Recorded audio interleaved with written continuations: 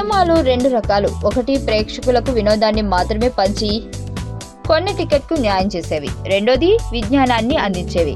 అది చరిత్రకు సంబంధించిందైనా కావచ్చు, వ్యక్తి జీవితానికి సంబంధించిందైనా కావచ్చు. దీని ద్వారా ప్రజలు ఉత్తేజితులవుతారు. ఈ రెండు కోవకు చెందిన చిత్రాల నిర్మాణం కొంత రిస్క్ తో కూడుకున్నది. ఈ సినిమాల నిర్మాణంలో ఏమాత్రం తేడా వచ్చినా అనవసర వివాదాలు చుట్టుకుంటాయి. అందుకే చాలా జాగ్రత్తలు తీసుకుంటారు. ఒక సెలబ్రిటీకి సంబంధించిన జీవిత చరిత్ర అయితే మరింత కేర్ అవసరం. ఇటీవల బాలయ్య తన తండ్రి లెజెండ్ నందమూరి తారక రామారావుని జీవిత చరిత్రను తెరకెక్కించడానికి నిర్ణయించామంటూ సంచలనం రేపాడు. ఇందులో తండ్రి పాత్రను బాలయ్య చేస్తాడట. ఇంకో ట్విస్ట్ ఏంటంటే దీనికి సంబంధించిన పని గత 3 సంవత్సరాలుగా జరుగుతుందట. అంతేనా, నాన్నగారి గురించి చాలా వివరాలు సేకరించాల్సింది అంటూ ప్రకటించాడు.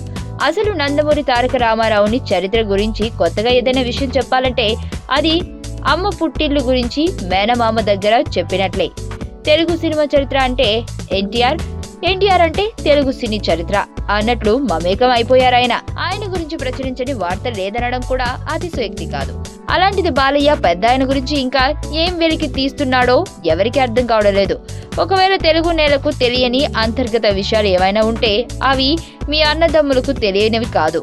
పోనీ మీరు సినిమాల్లో బిజీగా ఉండి ఆయన రాజకీయ జీవితం తెలుసుకోలేదు అనుకుంటే మీ బావ దగ్గుబాటి వెంకటేశ్వరరావు గారు ఒక చరిత్ర పేరుతో కొన్ని నిజాలు అనే ట్యాగ్ లైన్ తో ఓ సంచలన పుస్తకమే రాశారు. ఆయన మీ కుటుంబ సభ్యుడే కాబట్టి అందులో బోలెడు సమాచారం ఉంటుంది. మరి ఇంకా దేనికోసం పరిశోధన చేస్తున్నట్లు? కష్టపడి మీరు ఆయన జీవితాన్ని తెరకెక్కించిన అందులో హీరోతో పాటు జూనియర్ విలన్ పాత్ర కూడా మీరు పోషించాల్సిన విషయాన్ని మాత్రం మర్చిపోద్దు.